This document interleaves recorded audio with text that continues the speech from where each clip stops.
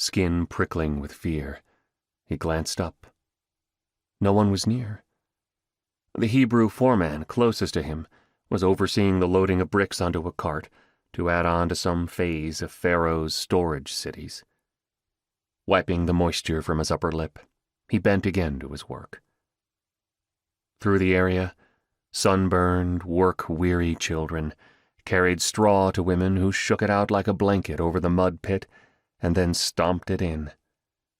Sweat-drenched men filled buckets and bent beneath the weight as they poured the mud into brick molds. From dawn to dusk, the work went on unceasingly, leaving only a few twilight hours to tend small garden plots and flocks in order to sustain life. "Where are you, God? Why won't you help us?" "You there, get to work!"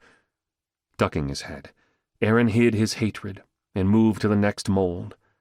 His knees ached from squatting, his back from lifting bricks, his neck from bowing. He set the bricks in stacks for others to load. The pits and plains were a hive of workers, the air so close and heavy he could hardly breathe for the stench of human misery.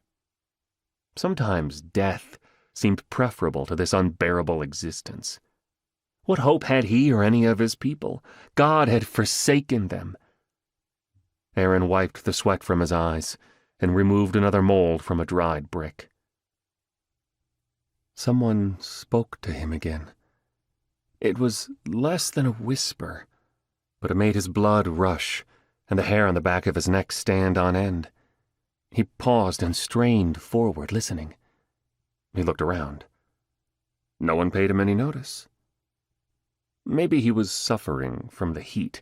That must be it. Each year became harder, more insufferable. He was 83 years old, a long life blessed with nothing but wretchedness. Shaking, Aaron raised his hand.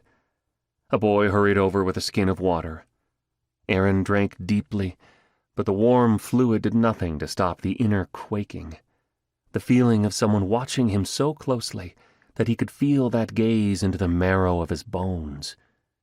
It was a strange sensation, terrifying in its intensity. He leaned forward on his knees, longing to hide from the light, longing to rest. He heard the overseer shout again, and knew if he didn't get back to work, he would feel the bite of the lash.